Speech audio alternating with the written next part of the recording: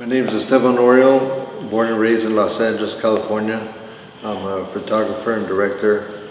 I started taking pictures back in, I'd say, the early 90s. My father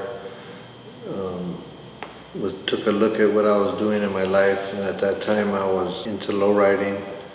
I had a car, I was a 64 Impala, I was turning into a lowrider, and at the same time I had just gotten a new job with House of Pain, and I was going to be their tour manager, so I was traveling a lot around the world and learning the hip-hop touring industry, and at the same time I was coming home and lowriding in East LA with my car club. So he was like, you should document that. It's a cool contrast, 1 minute you're in East LA lowriding, the next minute you're touring around the world like a rock star. So I started taking the camera out and little by little getting comfortable with it and taking pictures, and it started kind of snowballing right away. And I started taking it more serious and thought of, maybe becoming a photographer full time, especially when I learned about how much money could be made at that time. I was thinking, this could be a career later on down the line. And I just kept taking it, step by step, and got to, where I'm at. Who were some of the hip-hop people you were shooting at first, or exposed to? The very first people I was shooting was my own crew, which was House of Pain in Cypress Hill. Then I started shooting people that we were on tour with, other bands, because what I learned from tour managing is I was the one who was setting up the interviews, and the record label would send me a fax with, I believe, like 4 interviews a day, and they told me, get the guys that do an hour press a day, which meant each media person got 15 minutes. So I noticed that the writers would usually take up most of the time to do the interview, and the photographers would kind of get left short. And I started offering my photos of the band backstage and on tour, like live on stage. And the magazines at first were kind of, standoffish with, they thought I was like the roadie or something, coming up and telling them, hey, put my pictures in the magazine, but it wasn't like that. I was just offering them, because I saw that the photographer that was sent to do the photo shoot didn't get enough time, so I ended up offering my photos, and sometimes they'd take them, and I kind of learned like the little hustle of usage fees and usage rights. And then I thought about, well, I'm one of the only ones with a camera on tour. What if I shot all the other bands? And then when the press people would come in and say, we're doing an interview with you today, I'd say, who else are you doing an interview with? And whatever other bands they would say they were doing an interview with, I'd offer them photos of them too. I was like, if you guys need any extra photos, let me know. And sometimes I'd get, make some extra money getting in other magazines, and it was kind of a cool way to make some side money. What period was this? The early 90s.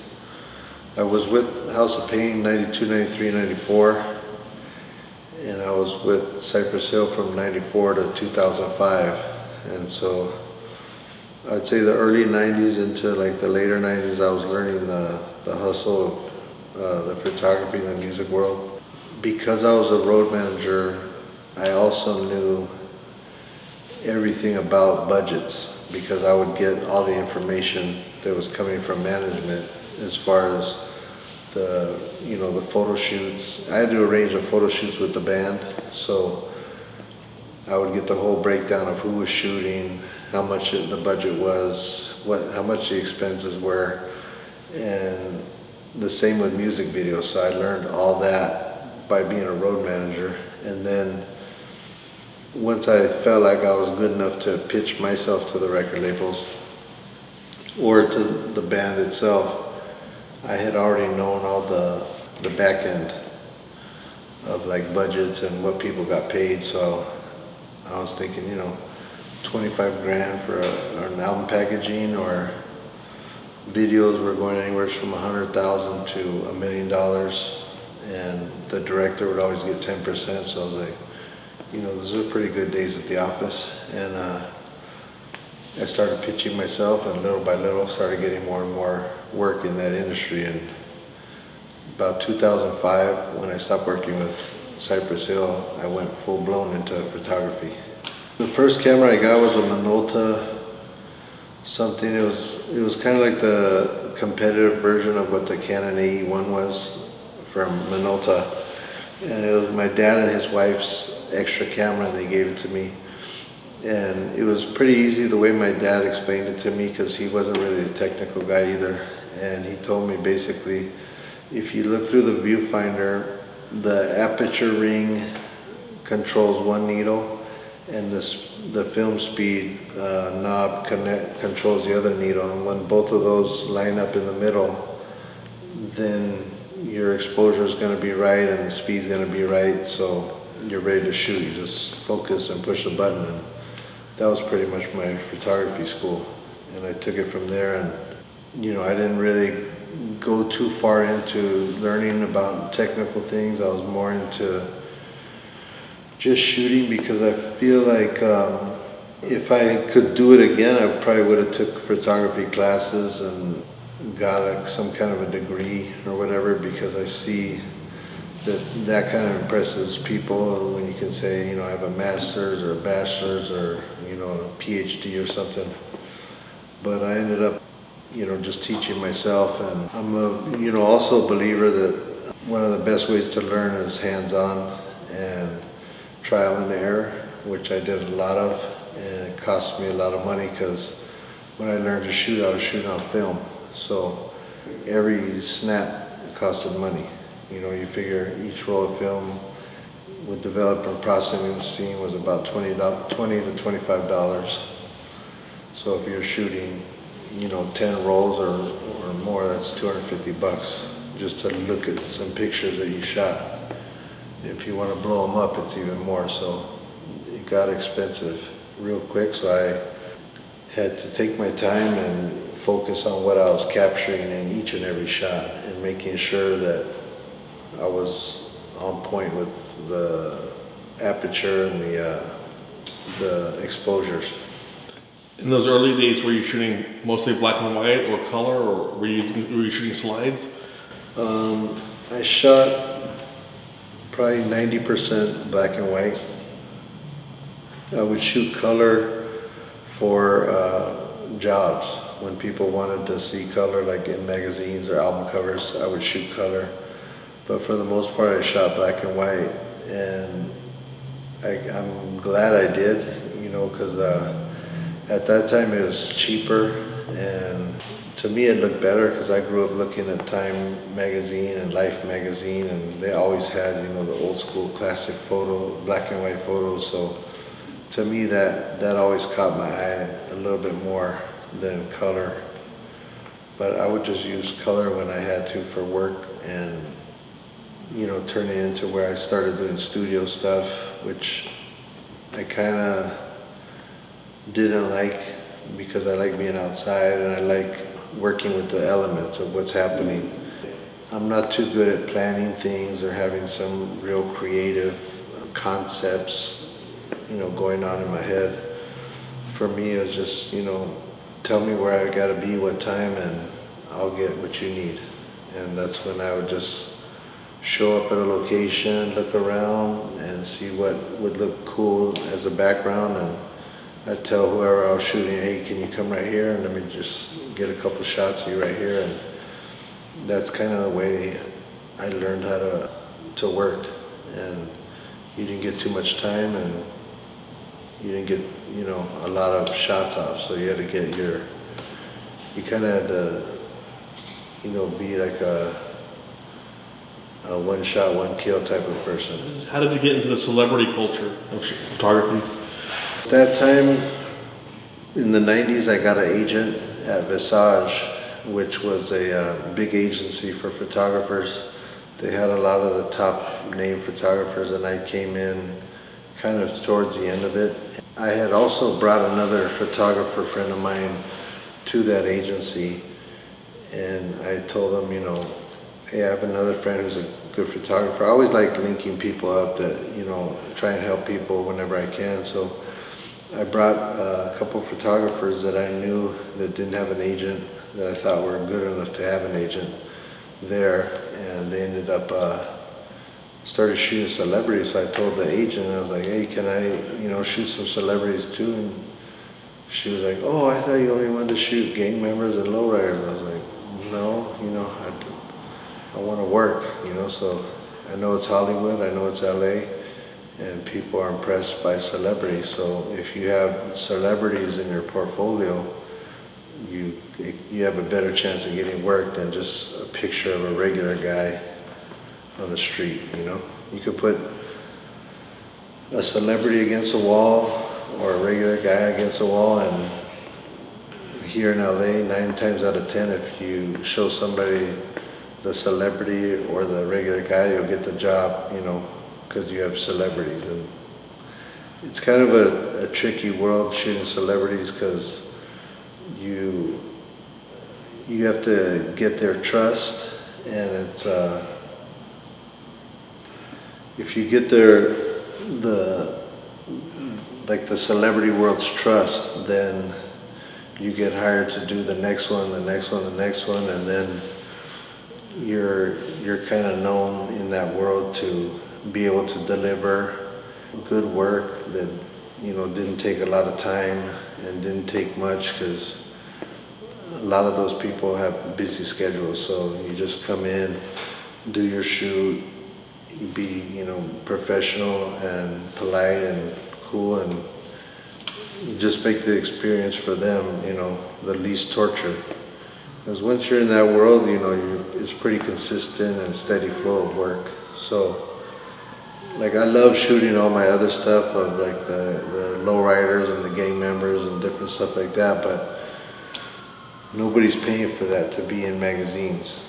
They're paying for fashion, for music, and celebrities. Any great celebrity moments that you can share? Yeah, I had a lot of good celebrity stories, because of my touring background. One of the groups I tour managed was a group called the Hooligans, which was a guy named Scotty Khan and another guy named Alchemist. And they had the group the Hooligans, but Scotty Khan was James Khan's son. After the rap thing, he went into acting and pretty much blew up in that. He does Hawaii Five-0 now. He's a regular. He got a good name for himself in that industry, and he's a good friend of mine. So I was asked to do a job for a magazine called Juxtaposes, and they said, it's with Dennis Hopper. Do you have any celebrities that you could bring to do the interview? And I brought Scotty Khan, and so me and Scott went and met up with Dennis Hopper at he was like an artist in residence at a building in Marina Del Rey, and we went over there, and Scotty did the interview and I did the photo shoot. And he passed away a couple years after that, Dennis Hopper did. And Dennis Hopper was telling Scott a bunch of stories about him and his dad when they acted on some movies together, and it was pretty cool just to see that interaction between those guys. And because James Caan's a legend, and Dennis Hopper, of course he was. So he was one of my kind of idols when I was a kid growing up watching movies.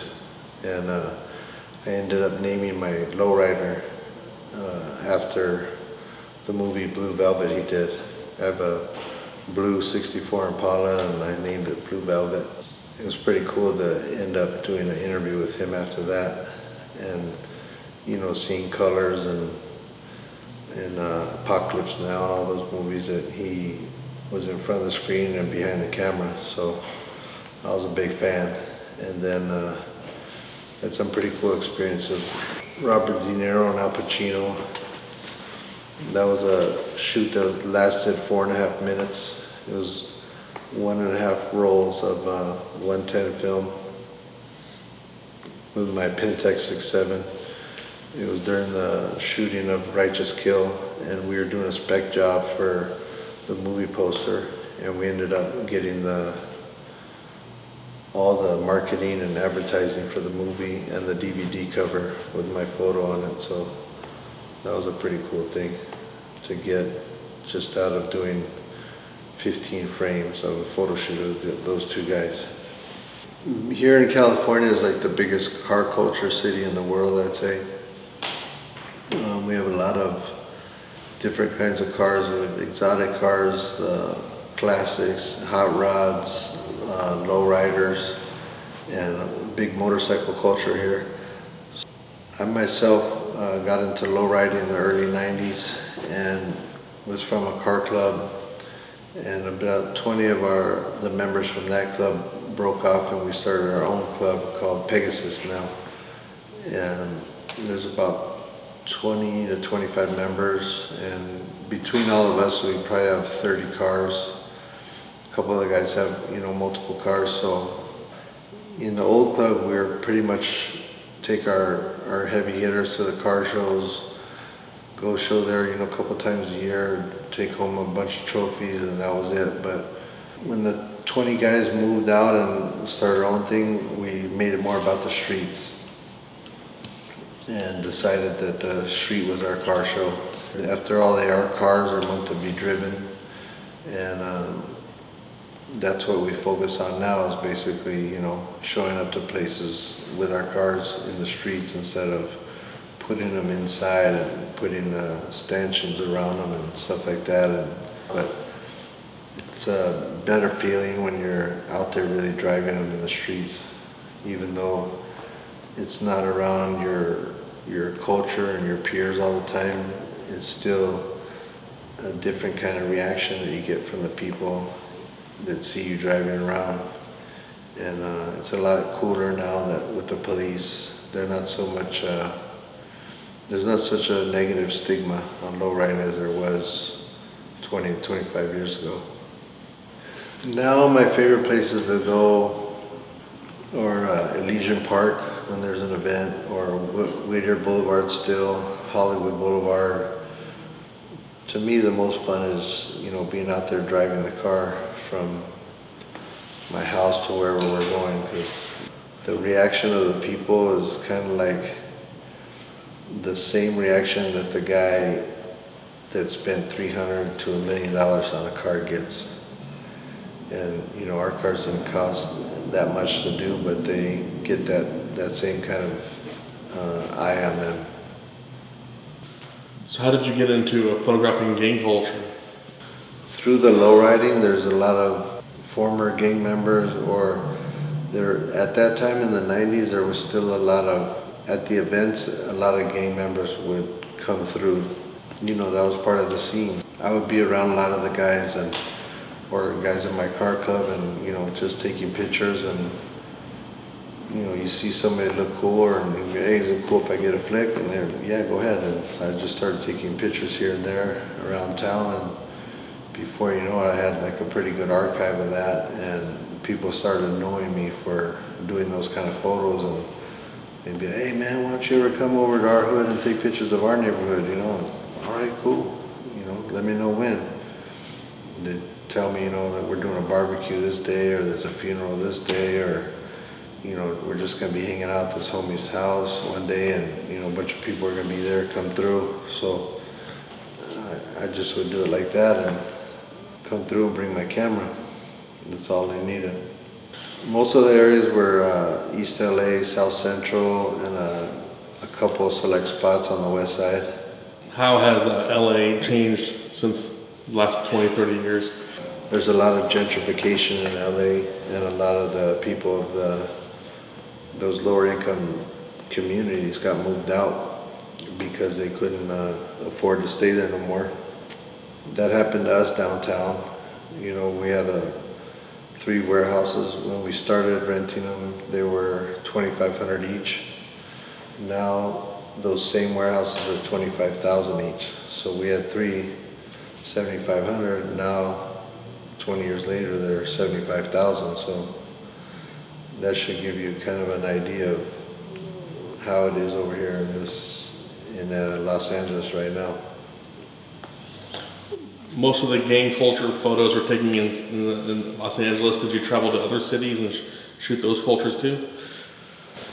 Yeah, after people started knowing me and seeing me for, shooting like tattoos and girls and cars and gang members and stuff, they would invite me to their cities and go do some photo shoots over there. So sometimes it would be, different countries, and I would go and do the same thing in different countries. So it's kind of like cool to take what I knew from here and go and do the same thing in another city in another country, and you notice a lot of the similarities, whereas most people when they travel they see the differences. But by me being in the cultures, I was seeing more similarities than differences, and I captured all that on film. And to this day I've been touring with the band. I went to 44 countries, and since I haven't been with the band, I've been to 12 more. So total 56 countries in the world, and every state.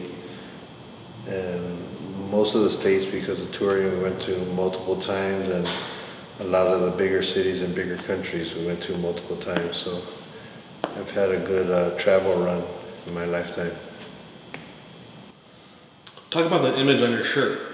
This one is a gang member that I shot in 1994, and this picture has gone worldwide to where people throw up the sign all the time, and they don't even know how they know about it. And it was because of this photo. Because at the time when I shot this photo, people that I was around were throwing up their gang signs. And if they didn't want to specifically focus on their gang, they would just throw up the LA. And I was taking a picture of a female gang member, and it ended up, I was like, okay, just throw up LA, so we don't have, just that your neighborhood in there. We could show this picture on a bigger level. And then I just went in, I took a couple steps in and got a closer up picture of it. And then around 95, I believe, I started showing it in interviews, because in those days people there wasn't really a place for lowriding or gang member photos or anything like that. So I would basically put them out there when people would do an interview on me, and they'd say, hey, send us 10 of your favorite photos to go with your interview. And this is one of the photos that I would send them. And I started noticing that whenever they'd use this photo, they would put it the biggest in the story. And a couple of magazines even put it on the cover, and then it just started taking off from there, and people started copying it, and more and more people started doing the sign, because now it's being shown on a worldwide level, and people are using it to represent the city, the whole city, not just their area, and just went worldwide, and it was cool. And now, Kobe Bryant, rest in peace, he was doing it. All the sports players from the city, they do it. Even I have pictures of police, the mayor, Eric Garcetti, doing it, and it all originated from a gang sign, from the gang culture, from gang members, and now everybody's doing it. You've done some sports photography? Yeah, I have a lot of I have a couple of baseball players, football players, a lot of boxers, and MMA guys, and I think a couple weightlifters. That's pretty much it. And of course I have a lot of skateboarding and surfing, because I've shot a lot of stuff for Luca clothing, and they have street artists, skateboarders, surfers, and fighters. Some of the best in the world they sponsor. Did you surf? Yeah, I've surfed before. But I was a lot better when I was younger. Now that I'm getting older, it's not so easy to jump up on. What were your favorite surf spots? Anywhere it was big, you know. Wherever the waves were big was where I wanted to go, you know. I wanted to try and get the bigger the wave, the better for me. But nowadays it just looks so crazy out there when you see some of these waves and like Chupu and Nazare and like Mavericks, those type of waves. I don't know. Maybe if I was 20 years old, I would go out there and give it a shot. But I see them now, I'm like, damn, you know, you could drive a RTD bus on one of those things. All right, so lastly, outside of Los Angeles, what are your few of your other favorite cities? I like Tokyo, Bangkok, Rio, Sao Paulo, New York, of course, Miami, Sydney, Australia was pretty cool. I got some really good pictures in Kabul, Afghanistan. It was a pretty live and active area to be in. When I was younger, I always used to want to be a war photographer. Uh-huh. But then I got a family, and those two things don't really line up together, you know. Trying to tell your family, hey, I want to go shoot another war, you know, that it wouldn't go over so good. So I just stuck with the family thing, but I kind of am an adrenaline junkie, so you can kind of see I put myself in dangerous situations in some of my photos. And you do films? Yeah, it's called LA Originals. It's about me and my partner cartoon. I directed it. It's a lot of footage throughout the 25 years of our journey, you know, around Chicano culture, traveling and hip hop and low riding, pretty much everything. The book This Los Angeles is kind of like a storyboard of what the movie is.